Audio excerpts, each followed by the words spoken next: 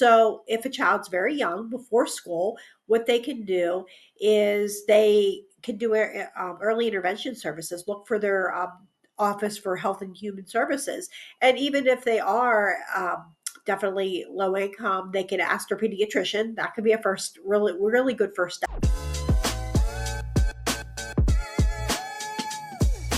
So, welcome back to Overflowing Buckets, where people give freely from their overflowing bucket to fill others up.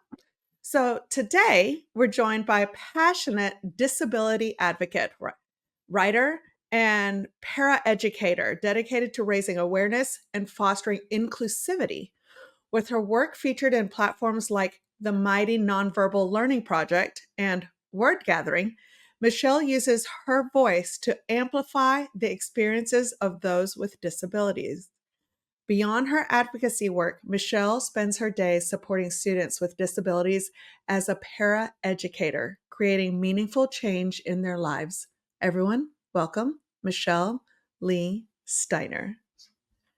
Hey So, everyone. Thank yay. you. So, how did this share with us why this became such a passion project for you? This became such a passion project for me because of my own experience with having a learning disability. I know what it is like. I can't speak for everybody, but I know for me what a lot of my experiences have been like. And that has really fueled me into what the work that I do.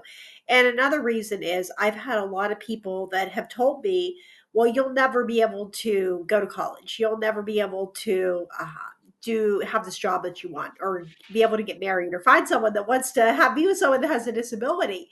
And I've been able to do all of those things and a lot more in the process. It just might have taken me longer, and I've had to find different ways. So this is what just fuels me, is to be able to work along other people that have disabilities, to say, I understand uh, what it is like in this situation. I understand. Or if I don't, So, please let me know. Yeah, right? So yeah, basically, somebody said you can't, you said watch me.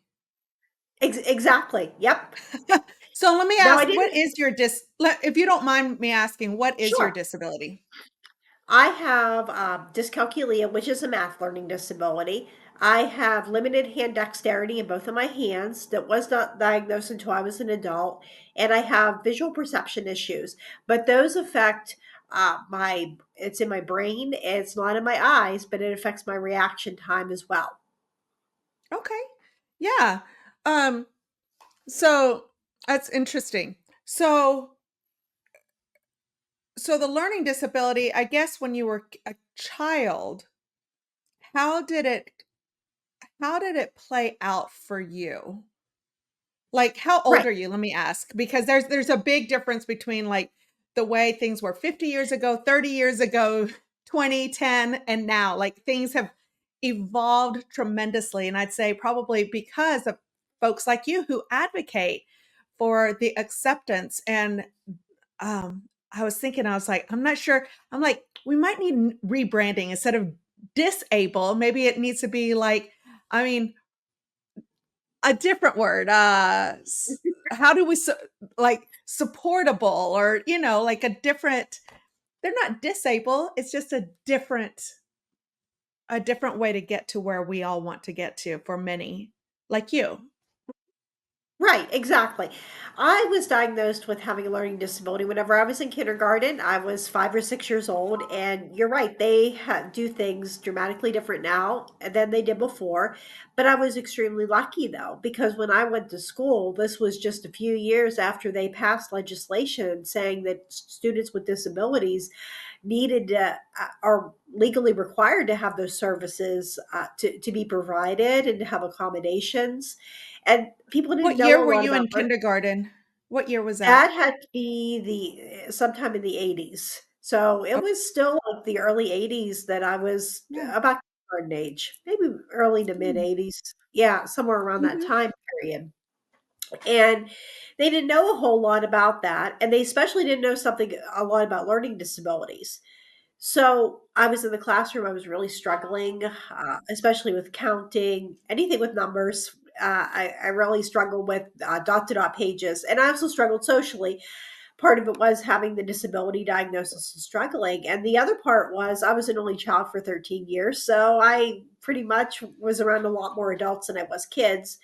But my teacher noticed that, and they didn't even call it dyscalculia at that point. They just said, "Oh, you're." They knew I wasn't going to be a mathematician when I was 5 or 6. Mhm. So what's the difference between, let's say, somebody who's not good at math and somebody with a diagnosis? Somebody that may not be math may not be their forte, they'll go to into a class, they'll be able to get tutoring, get help, do the work. It's not going it may not be the class they're going to get the A in or the really good grade, but they'll get something that maybe they get a C in the class, and that's okay. Or they might even get a D. I mean, if it's really Yeah, tough for them. But for right. me, when I go into a class like that, and I had to experience this at college, I would go to class, I would go to office hours, I would go to tutoring, and I wouldn't pass the test. And it was so defeating to have that.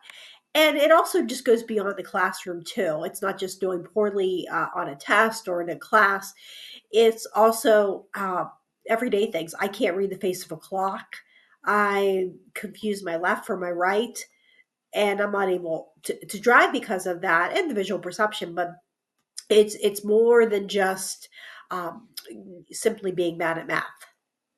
So as in that disability and so many other disabilities, you said it Uh-huh. impacted, like, socially, because kids, they're looking up to the lemonade to, like, looking up to the quote unquote capable, right? Right. And then the ones Uh-huh. that are different are the outliers, right? And they're just like, I've seen it. Eh, I'm like, yep. how how do we what can we do as teachers, as parents, as a society help this next future generation? Because there's always going to be outliers. There, I mean, that's just the way it Right. is. It's just you've got your it's just that curve.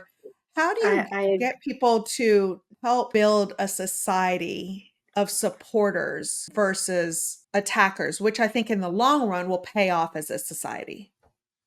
Right. I think one of the first ways that they have to do that is the parents themselves have to check their language. If you're using the R word or you're out there making fun of somebody that has a disability or supporting other people who do that, I think your kids pick that up and they see that that's okay to treat somebody that way. And I think it's also educating your child not to use those words, and it's also just educating them about disabilities. Okay, maybe you have a student in your classroom that has autism or might learn differently or may not move the same way.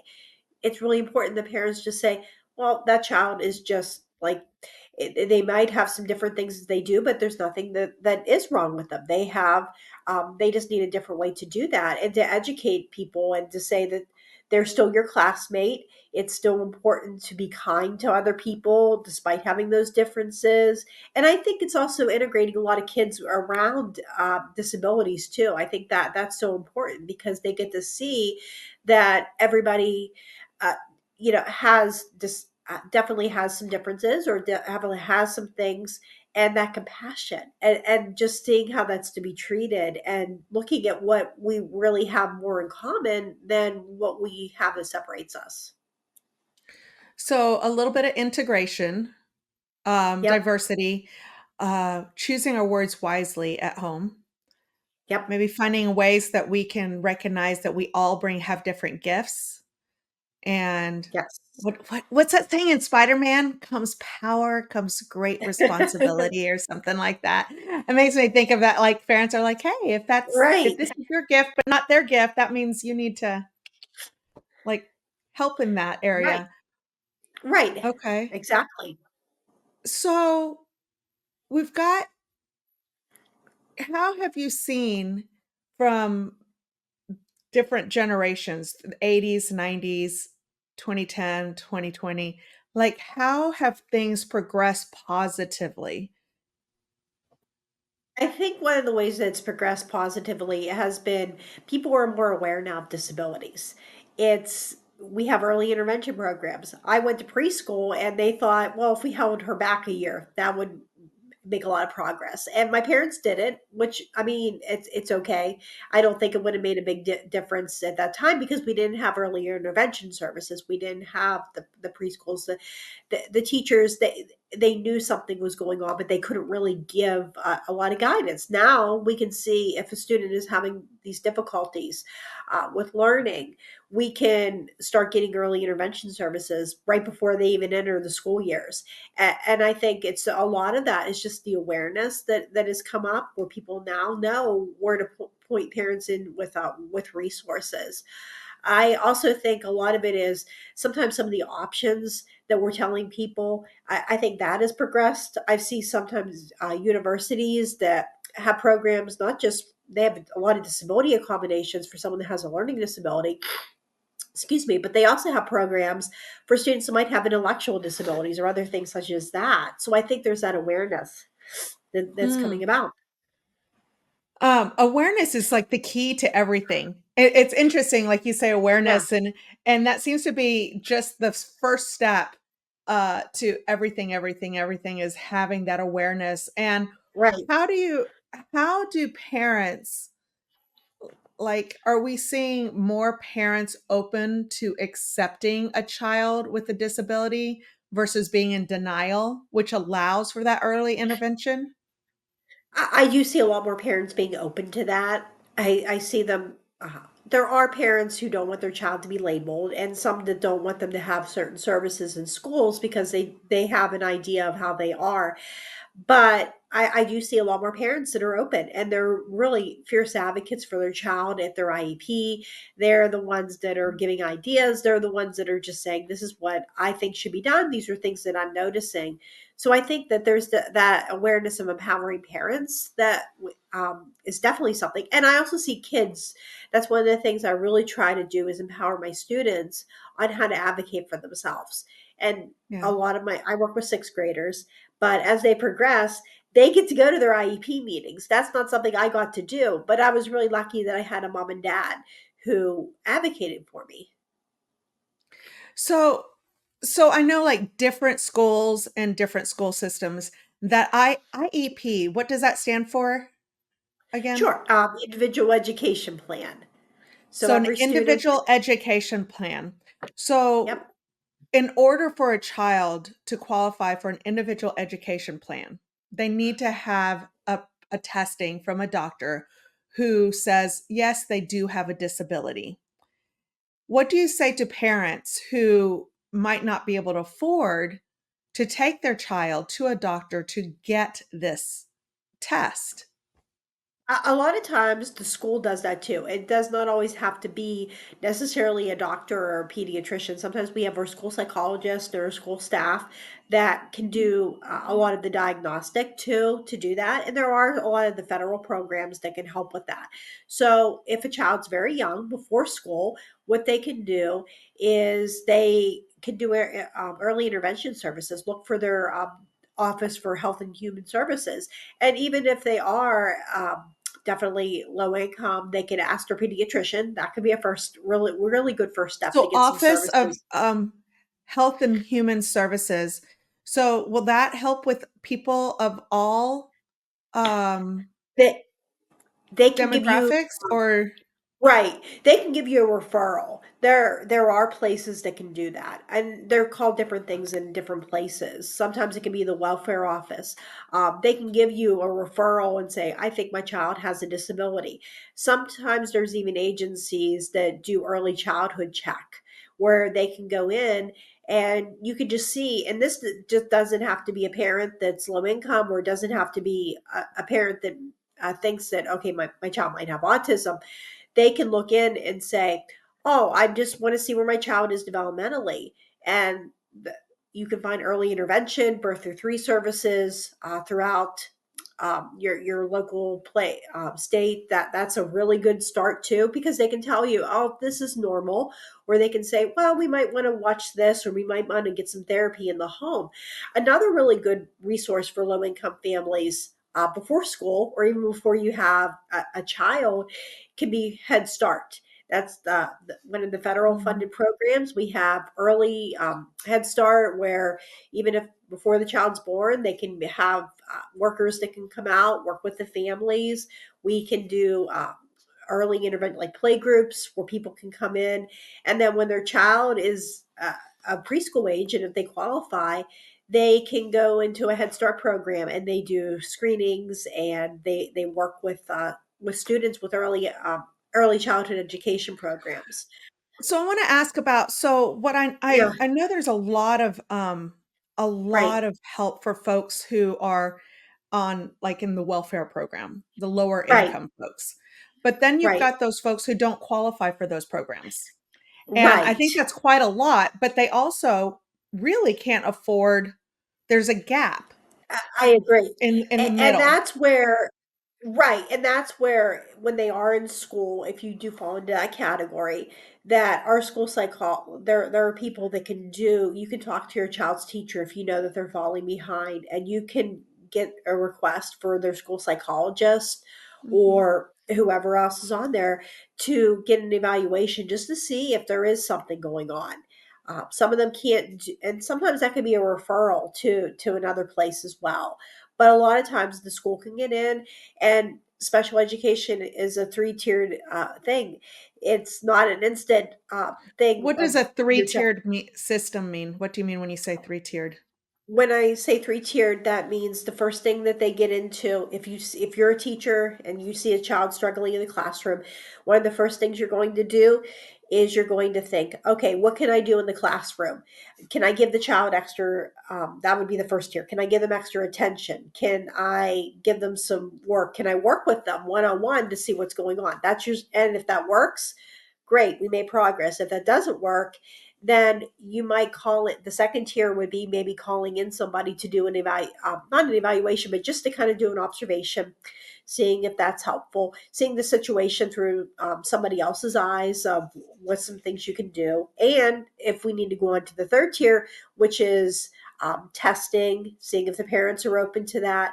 And honestly, it's that communication, and seeing, do we need to put in an individual education plan? Or can we even do a 504 plan, which is not necessarily that's not where somebody has like goals, but that is also something that we can say the child has something that's going on. We just need to be aware of that. And where we see a lot of maybe a 504 plan is if a student has seizures, migraines, and they have a plan. If a student comes in, they have a seizure, but that doesn't mean that they have a goal where they're going to uh, this is going to be measured because they have maybe a learning disability or autism.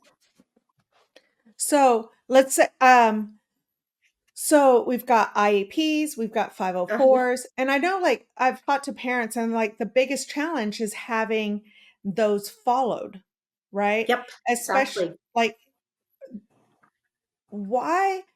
Well, I can understand why. Don't even, like, I feel like teachers nowadays are overwhelmed with, like, paperwork out to here, Right, administrative duties out to here. Like, I don't even know when they teach or how they teach or anything like that. So, like, I totally get, like, the complication of getting a teacher to follow that when they're just up to here with stuff. right. So as Yep. parents, how, knowing this, how can we help teachers, help our students, help our teachers? Because I know, like, a lot of students, it can probably be embarrassing. Right. I know the first thing, like with parents, if they have any questions, it's about having that communication with their child's teacher and the school, and to try to work things out. My mom had a working relationship with my teacher. In fact, I had the pleasure of running into one of my first learning support teachers a couple of years ago. And I thanked her, and she said, "Well, you put the hard work in." And she said, "A lot of it was your mom. If your mom was concerned, she would call me, and we would work together. And also, if I was concerned about you, I would call your mom. And the two of us work together for your benefit." So I think it's that connection where you're working together, and the parents are at home, and they're being consistent, and they're making sure that they're sitting down with their child to do homework. They're making sure that they have accountability as well. and then the teachers following through with the parents as well, and what is there. And I think that's also where paraeducators are an important part of that. The teacher can't do everything, and they are busy with a lot of things. Right. So sometimes I get that chance to help reteach a lesson. I can't do math, but I can also organize back. Yeah, So they let's all find define, out. right? Define a Yeah, para educator. that is somebody that works in the classroom alongside the teacher, that's a teacher's aide. And sometimes we might reinforce lessons that the teacher taught for some students that are just that they don't understand it. Sometimes we might be helping out with data collection with on students. Sometimes it might just be that person that sits with a student when they're really struggling, just to kind of keep them on task or focused. It also involves reading tests, and I also show my students how to advocate, because so many of them come in, and this is where having a disability myself is so helpful, because I understand what a lot of them are going through at this age. It doesn't Yeah. mean that I understand everything, but a lot of them say, I hate my learning disability. I wish I didn't have an IEP, and I don't want to be in this class. And I have to tell them having a disability is not a bad thing, and it doesn't make you less than. And I understand, and I get to sometimes share about my disability and how that has affected me, and how we can speak up and um, be able to cope. And I always try to give them that where they advocate. So sometimes if I have a student that's really struggling in a classroom with another teacher, because a lot of our students are in the general ed curriculum, they are in a basic class along with other students who do not have a disability, and some of them are even in honors classes as well. Some of them just Right. have a disability.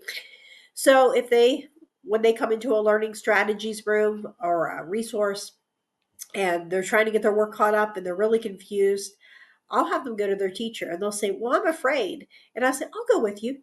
But you just have to learn how to ask for things. And Right. I've taken, yeah. And I think that's really important, because our students are going to grow up, they're going to graduate, they're going to leave us. But for so many of them, their disability isn't going to leave them. So it's so important that Yeah. they understand now how to speak up for themselves.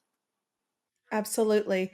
So, um, so in school, so do you find, because I've heard this before, a lot of like, especially in the elementary time, when the teachers have like fun time with the class, Right. the kids with the disabilities that need extra attention and it's during class time, they do it during the quote unquote fun time, Right. during the Now, playtime. How is there, does that add, is that good? Or is that, it seems like that would be harder emotionally on the student and it could backfire. right. It's about scheduling too, because I can remember when I worked one on one with a student who was visually impaired. We would sometimes have to pull her from some of the classes, some of her music ones. And what we tried to make that as minimal as possible, because we want our students to be able to go to classes and to enjoy that.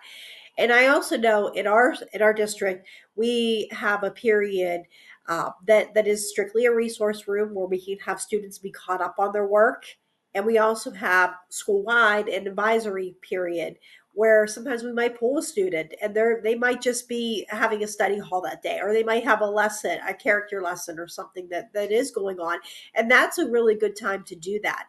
We try not to pull them from academics or even specials or even fun classes, because it's part of what they're Right. learning at this age.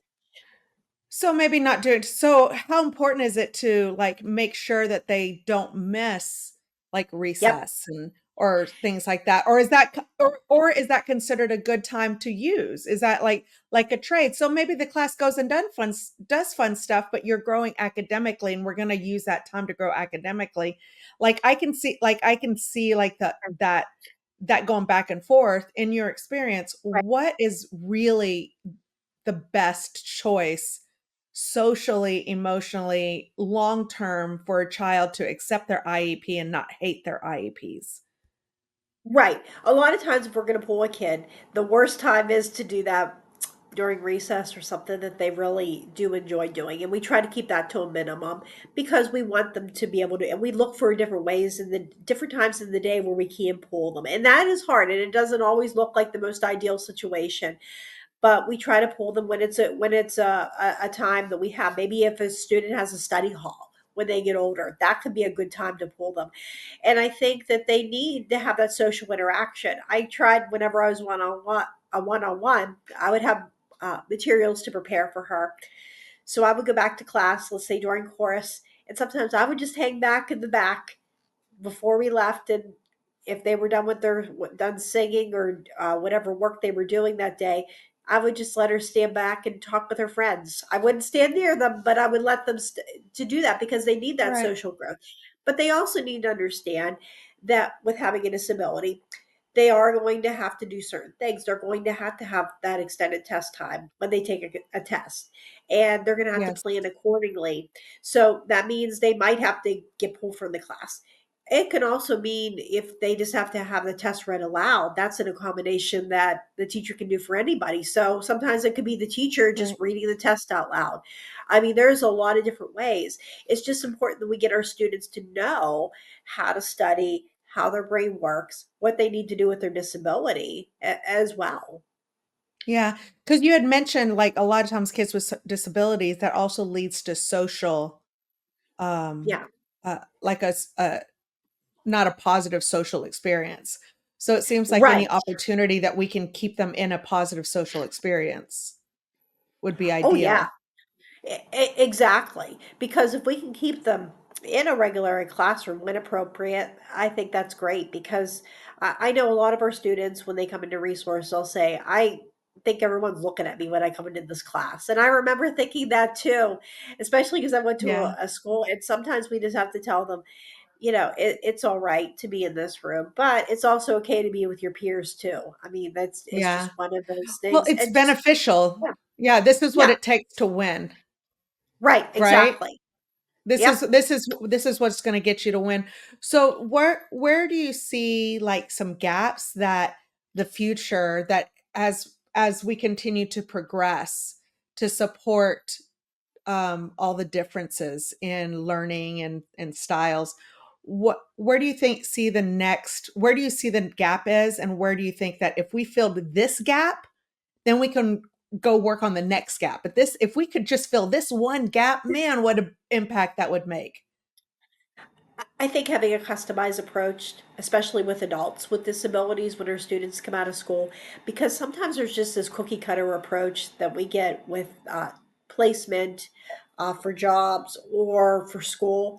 I can remember even after I had my associate's degree and even my bachelor's, we did job coaching and it looked ideal. Oh, this is the job career opportunities for the disabled. This is going to be great.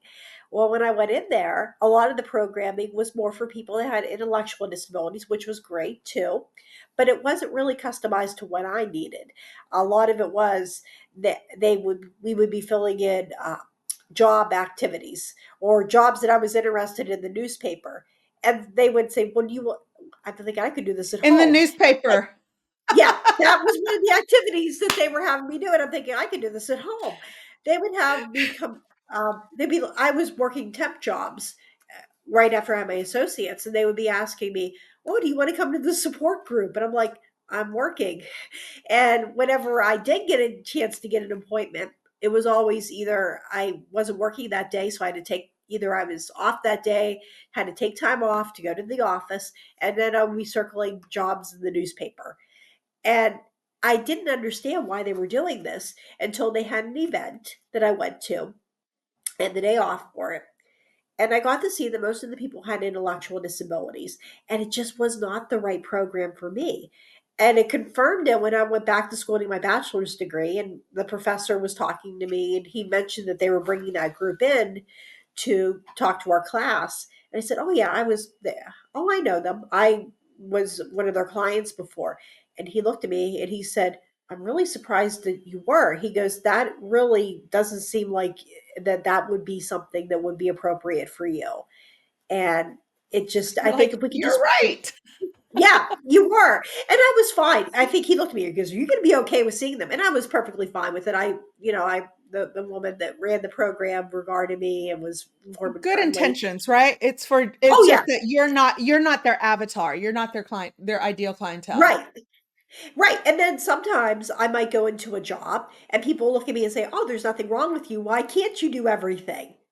And you have to explain to them, and even places that are disability friendly, that sometimes there's just things I can't do, or these are the accommodations I'm going to do to be able to do the job. So I think if we could just customize things to what the person needs, that would be a huge first step, and I think that would eliminate a lot of the difficulties. Right. And I guess a lot of it is also finding a match between job and disability because Yep. um I don't know, I'm trying to give a poor like if you're missing your if you're missing your arms, it's going to be very difficult to be a quarterback.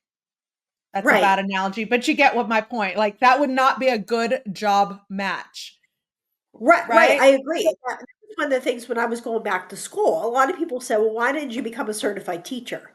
And I know I don't do well in math classes. I just need to be able to pass the class. And I've been really lucky that I've had professors that have seen that, and also the coordination with the disability services on campus.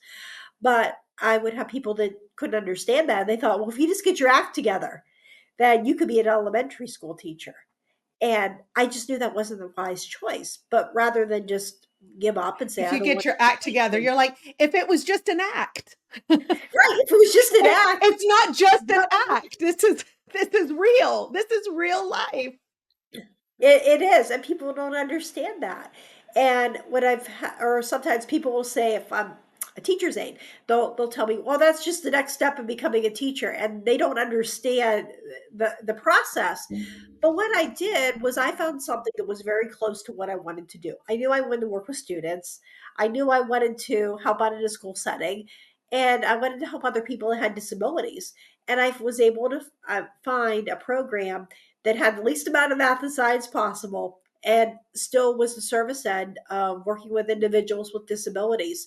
And I think it's going in and being realistic and saying, okay, as much as I really, really want to be a teacher, I'm not able to do that. But I can find something else that gives me joy. So when I have somebody that'll ask me, "Well, don't you wish you were a real teacher?" or "Why can't you do that?" I'm actually satisfied with my job because that's something that we've been down that road before. It didn't work out, but I can truly say I'm happy at what I'm doing. Because you're a contributing member of society.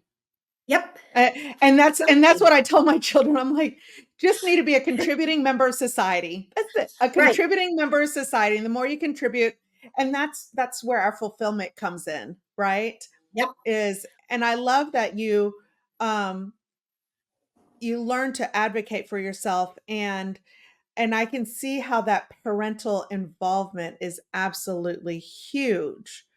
Where do you think Right. parents make their biggest mistake? Well, a lot of times parents can swing from one extreme of thinking, well, there's nothing wrong with my kid. They should be able to get A's and B's, and regardless if they have a disability. And that's not realistic because there's never that perfection on anybody. And especially with a kid that has a disability, they're going to get a wide variety of grades. They have to just go in and try, and they have to put forth effort. That doesn't give them the free pass to say, well, you're not going to go to school, you're not going to try. And then sometimes we might see a parent that thinks, well, my child has a disability. They can't do anything. And then they set the bar too low for them. And then they don't expect anything out of them. And we have a lot of kids that maybe don't make it out of their parents' house, or they definitely just don't really do a whole lot with their lives because they think they can. So it's just that finding that balance in between where I'm not expecting you to be perfect. Like you said, I'm expecting you to be a contributing member of society, doing the best that you Progress over can. perfection. But that seems so I Exactly. think this is a battle that parents go Yep. through, whether Yep. their kids have a disability or not a disability. Like, I feel Right. what is the secret sauce to figuring out Right? Like I how think far to push our to figure out our kids' expectations, to push them, but not too hard, right. but just right, and to get them like to fulfill their potential. Like, how I does a think parent find that balance? I know with my parents, they were very honest with me. They knew I was not great at maybe drawing pictures. They knew I was not good at math, but they knew what I could do. They knew I was good with reading and they knew I was good with writing. In fact, I'll never forget when my dad found a story about a dinosaur that I wrote whenever I was in third or fourth grade. And he said, "Wow, this is really great." And that gave me that boost because I didn't think I was good at anything. I would flinch every time a ball came at me. I knew I wasn't athletic. I knew I couldn't do math.